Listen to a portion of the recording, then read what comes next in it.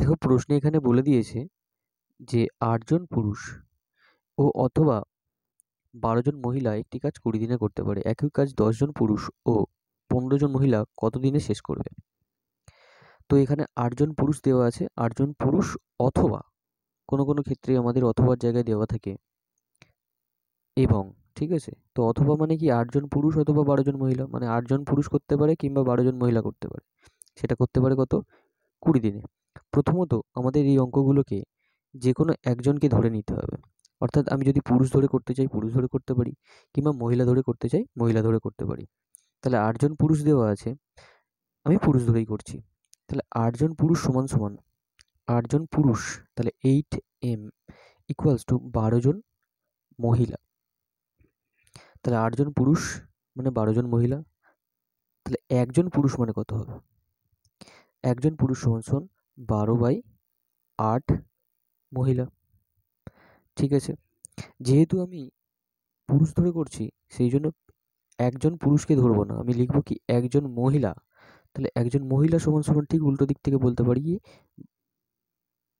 8/12 মহিলা। ঠিক আছে, তাহলে এটা কাটাকুটি করলে আমাদের আসবে 4 দুগুণে 8, 4 তিনে 12, অর্থাৎ 2/3 মহিলা। ঠিক আছে, তো এখানে আমি কাজটা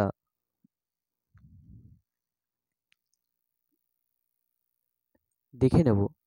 তো কাজটা এখানে লিখে দেওয়া আছে 8 জন পুরুষ 12 জন মহিলা। এটা করে কত দিনে? 20 দিনে। তাহলে টোটাল কাজটা কত?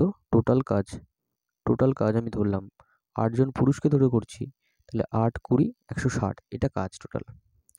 তো এই কাজটাই করবে আমাদের, বলে দিয়েছে একই কাজ 10 জন পুরুষ। 10 জন পুরুষ মানে আমি যেহেতু পুরুষ ধরে করছি তাহলে 10 জন পুরুষই আসে, কিন্তু 15 জন মহিলা, এটাকে আমি পুরুষে কনভার্ট করে নিতে হবে। তাহলে একজন মহিলা সমান সমান 2/3, এখানে 2/3 ম্যান হবে, 2/3 ম্যান হবে। তাহলে 15 জন মহিলা সমান সমান 15 ইন্টু 2/3। ঠিক আছে, 15 ইন্টু 2/3, তাহলে করলে কত হবে আমাদের? তাহলে এটা গুণ করে আমাদের 10, 10 10 20, তাহলে আমাদের আসছে কি 8 ইন্টু 20 ডিভাইডেড বাই 20। তাহলে ক্যালকুলেশন করলে আমাদের উত্তর আসছে 8 দিনে। তাহলে তাহলে আমাদের অ্যান্সার আসবে 8 দিনে।